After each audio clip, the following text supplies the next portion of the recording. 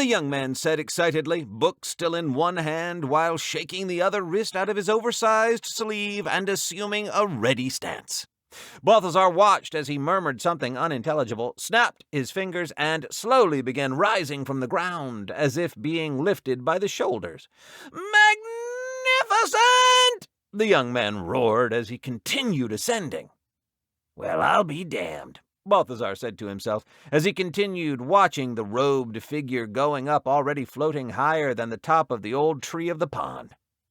Balthazar wasn't exactly jealous of the man, not only because he had never really wished to fly — flying was for puny birds, not for mighty crabs — but also because if he was going to feel anything of that sort, it would be envy, not jealousy. He wasn't exactly sure when or how he had learned the difference between those two, but that didn't really matter right then, because something else up above was recapturing Balthazar's attention. Balthazar watched from below with one claw in front of his non-existent forehead and his eyes squinting with equally non-existent eyelids. Damn it!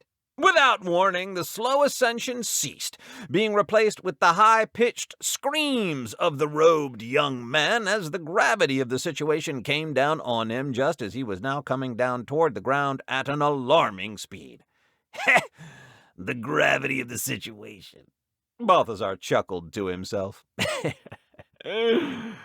Nice one. The crab focused back on the falling figure just in time to watch him slam into the ground with a loud crash and a cloud of dust, the book flying off and landing in one direction and his pointy hat in another. Balthazar approached the mangled figure, now carved into the ground, slowly, and gave his foot a small shake.